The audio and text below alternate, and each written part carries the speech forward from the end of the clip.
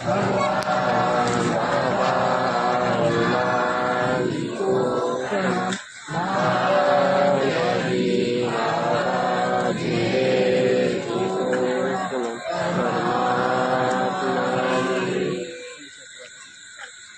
परमात्मा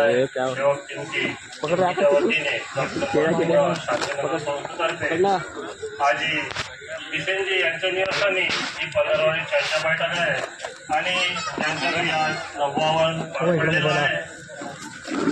हवन पार पडून ही 15वारी चर्चा बैठक सुरू झालेली आहे. ते सर्व सृष्टीचे विधाता भगवान बाबा हनुमानजी उपस्थित आहे, यांना माझ्या परला. सद्गुरू मानत आहे की बाबा जुंदेजी उपस्थित आहे, यांना माझ्या परला.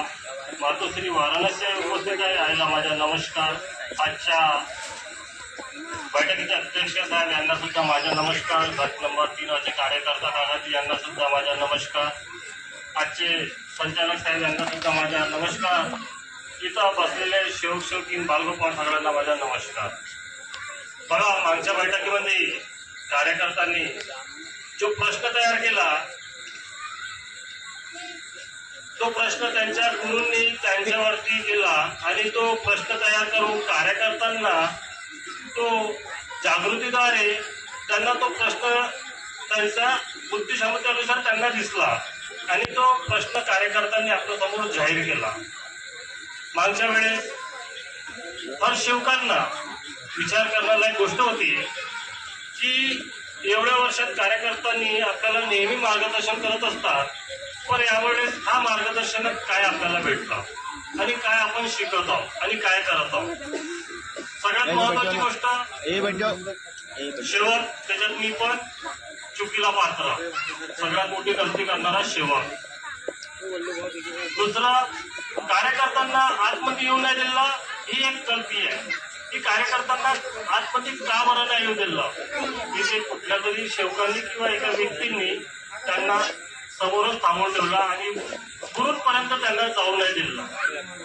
त्या दिवशी कार्यकर्त्यांच्या मार्गदर्शनानुसार सांगत आहे, त्या दिवशी तिथे कुठल्या तरी बाहेरचे व्यक्ती येऊन तिथे खूप मोठी आमसभा किंवा कुठला तरी कार्यक्रम होता.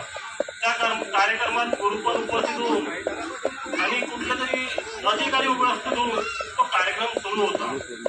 ज्यावेळेस आपले कार्यकर्ता काकाजी त्या कार्यक्रमाला गेले तर त्यांना गेटावरती थांबवण्यात आलं. का बरं थांबवण्यात आलं? कारण की आपल्या गलतीमुळे आपण आज शेवक खूप गलत्या करत आहोत. मला जो अनुभव वाटत आहे त्यांच्या शब्दावरून त्याच्यावरून मी सांगत आहे. बाकी ज्या शेवकांना ज्या पद्धतीने त्यांना बुद्धिक्षमता परमेश्वर देणार आहे. कारण की कार्यकर्त्यांना थांबवण्याचा एकच अर्थ झालेला आहे तिथे गेटावरती की आपण खूप गलत्या करत आहोत. मी शेवगाव म्हणत आहे, कुठलाही कार्यकर्ता नाही, मी शेवगाव. आपण गलत्या करत आहोत. आपल्या गलत्यामुळे कार्यकर्त्यांना आतमध्ये जाण्याची परवानगी नाही मिळाली. कारण की कार्यकर्ता जो आपल्याला मार्गदर्शन करत आहे, नेहमी मार्गदर्शन करत आहे आणि आपल्याला एकच एक मार्गदर्शन नेहमी सांगत आहे.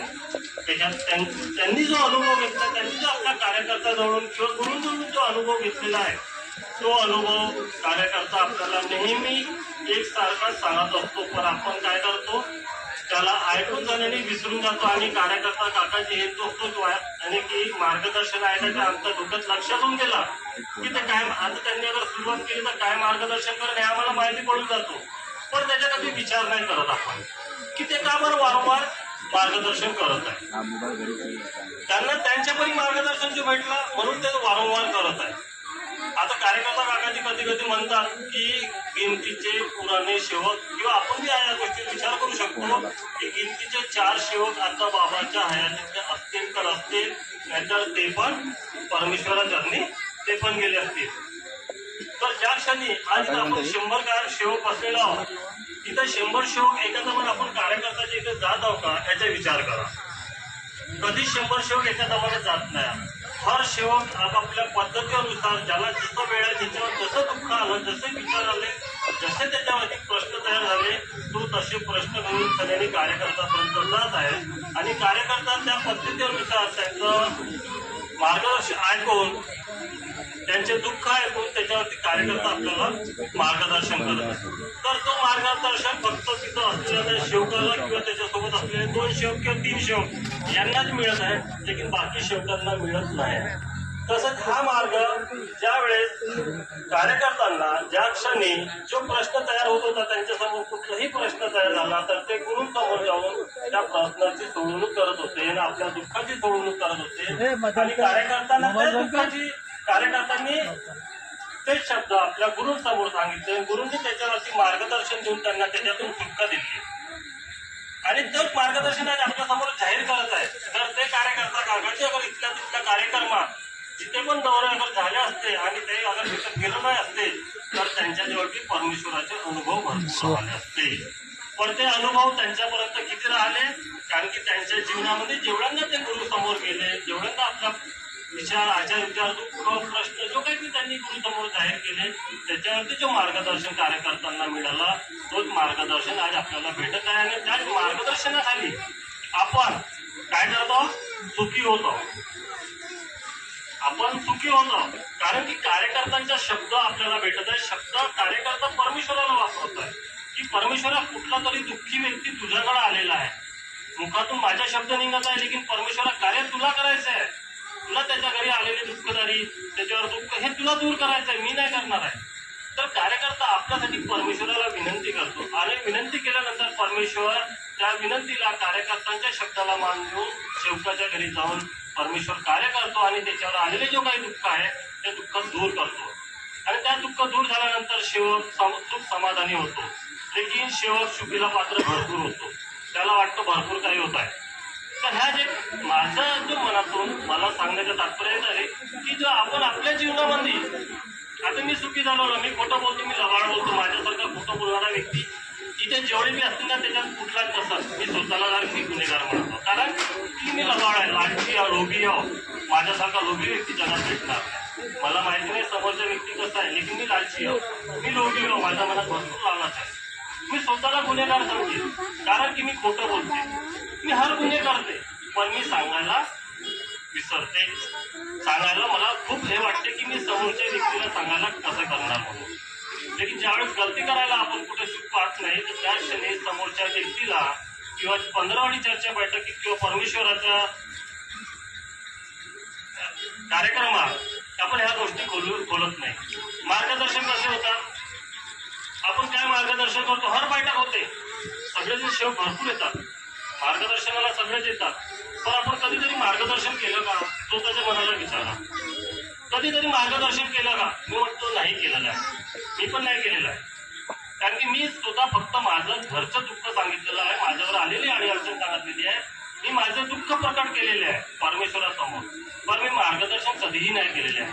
मार्गदर्शन कोण करतात, मार्गदर्शन आपल्याला कार्यकर्ता करतात, कारण की ते परमेश्वराचे गुण गातात तर आपण आपल्या घरचे गुण गातो.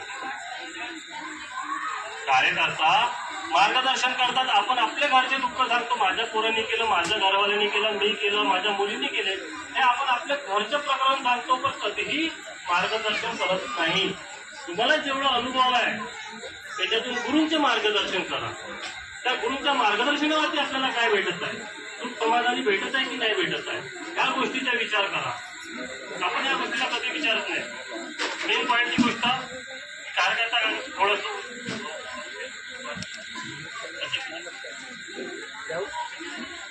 कार्यकर्त्यांना गेटावरती रोखण्याचं तोच कारण झालेलं आहे की तुझे जो सेवक आहेत हे खूप चुकीला पात्र झालेले आहेत. आतापर्यंत परमेश्वरांनी त्यांना कधीही अडवलेलं नाही, कारण की त्यांचा साफ सुथरा होता.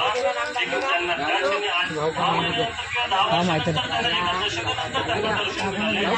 या 10 वर्षात कार्यकर्त्यांनी काय मार्गदर्शन केलं आहे, लेकिन सेवकांनी काय मार्गदर्शन केले, काय चुका मुला केल्या त्या परमेश्वराला. आणि ह्या 10 दशकामध्ये परमेश्वरांनी जो आपल्याला मार्गदर्शन केलेलं आहे किंवा कार्यकर्त्यांनी केलेलं आहे आणि जो आपल्या हाताने चुका झालेल्या आहे,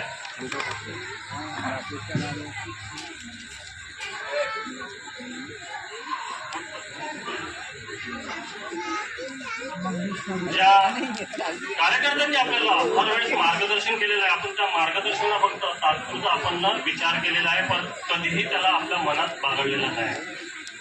माझे विचार असे पडतात, माझी बुद्धी परमेश्वराला समोर ठेवून सांगत आहे की कुठेतरी आपण आपल्या चुकीच्यामुळे परमेश्वरांनी कार्यकर्त्याला तिथे रोखलं आणि समोर येऊ दिलं.